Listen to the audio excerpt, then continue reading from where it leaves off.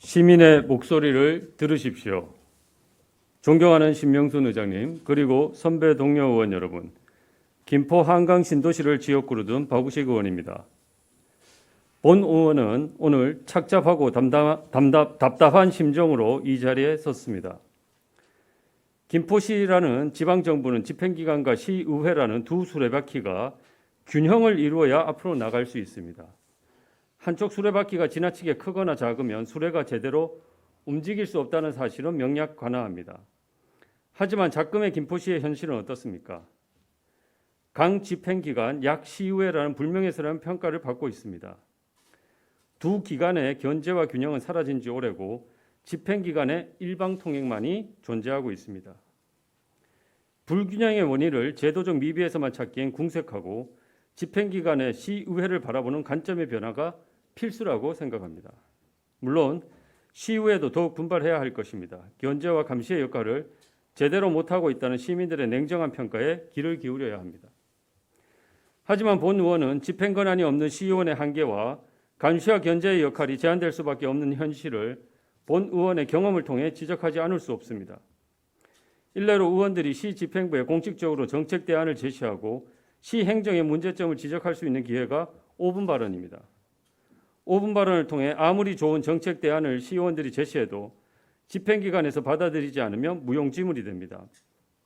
5분 발언 무용론이 대두되는 이유를 집행기관에서는 냉정히 받아들여야 할 것입니다. 본 의원도 시민들의 목소리를 대변하고자 지금까지 17번의 5분 발언을 하였습니다. 특히 김포시의 최대 현안인 교통 문제와 관련해서는 지금까지 6번의 5분 발언을 통해 정책 대안을 제시했습니다. 본 의원의 발언은 단순히 본 의원의 개인적인 생각을 밝힌 것이 아니라 시민들의 목소리를 대신하여 밝힌 것입니다. 특히 GTX-D와 지하철 5호선 관련해서는 다양한 제안을 쏟아냈습니다. 김포시 선출직이 함께하는 TF 구성, 교통문제 해결을 위한 민간협의체 구성, 국토부와 대광의 김포시 공무원 상주, GTX-D와 지하철 5호선 투쟁의 역사 기록, 가칭 김포 교통문제 해결을 위한 여야 실무협의기구 구성 등 다양한 제안을 했습니다. 본 의원의 제안이 모두 정답은 아닐 것입니다. 하지만 시민의 대표인 시의원의 제안에 대해 건설적이고 생산적인 토론과 논의가 필요한 것은 아닌지, 그리고 좋은 제안이라면 적극적으로 행정에 반영해야 되는 것은 아닌지 묻지 않을 수 없습니다.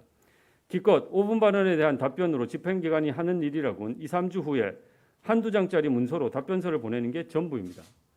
본 의원은 이런 방식은 올바르다고 생각하지 않습니다. 시민의 목소리가 몇 장짜리 간단한 답변으로 끝난다는 것은 집행기관과 시의회의 균형을 요구하는 지방자치의 기본 원리에도 부합하지 않는다고 생각합니다. 또 다른 사례입니다. 본 의원은 시의회의 집행기관에 대한 서류 제출 요구권은 의회의 본질적인 업무인 행정에 대한 감시와 조사를 실질적으로 행사하기 위한 필수적인 권한이라고 생각합니다. 지방자치법 40조에도 의회의 서류 제출 요구권이 명시되어 있습니다. 하지만 본 의원이 클린도시가의 자료 제출을 요구한 지 9개월이 되었지만 열람은 가능하나 자료 제출은 거부하고 있습니다. 저는 개인정보 유출이 문제가 되면 개인정보는 노출이 안 되어도 상관없으니 자료를 제출하라고 요구했지만 아직 제출하지 않고 있습니다. 본 의원은 시의회의 감시와 견제 기능을 무력화시키는 이와 같은 상황은 하루빨리 종식되어야 한다고 생각합니다. 지방자치의 순기능이 왜곡되지 않도록 시장님의 감심을 촉구합니다. 시장님께서는 시의원 출신이십니다. 누구보다 시의회의 현실과 중요성을 잘 인식하실 수 있는 분이라고 생각합니다. 본 의원은 강 집행기관, 약 시의회라는 오명에서 벗어날 수 있도록 제도 개선을 요구합니다. 의원 5분 발언에 대해서는 발언 내용과 관련된 국과장님께서 직접 오셔서 발언 의원님과 논의하고 시행정에 접목할 부분은 없는지 설명해 주셨으면 합니다. 또한 의원 요구 자료에 대하여 제출하지 못하는 자료 현황에 대해서는 시장님께서 직접 챙겨주시고 법적 문제가 없는 자료에 대해서는 적극적으로 의회에 제출할 것을 담당 부서에 지시해 주시기 바랍니다. 김포시를 지탱하는 두 수레바퀴가 균형을 이루어 순항할 수 있기를 기대하며 본 의원의 정책 대안을 제시하겠습니다. 오늘 본 의원의 제안이 또다시 사장되는 일이 없기를 바랍니다. 첫째, 본 의원은 김포시의 가장 시급한 현안은 교통 문제라고 기회가 있을 때마다 강조했습니다. 지난 10월 16일 김포 시민들은 김포시에 한파주의보가 발령되었지만 또다시 촛불을 들 수밖에 없었습니다. 내일 당장 5호선이 개통되어도 전혀 이상할 것이 없는 게 김포교통의 현실입니다.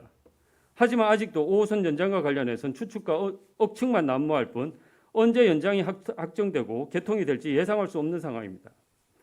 저는 시장님께 다시 한번 간곡히 요구합니다. 지금 김포시의 가장 중요한 현안은 조속한 5호선 연장 확정과 개통 일정을 앞당기는 일입니다.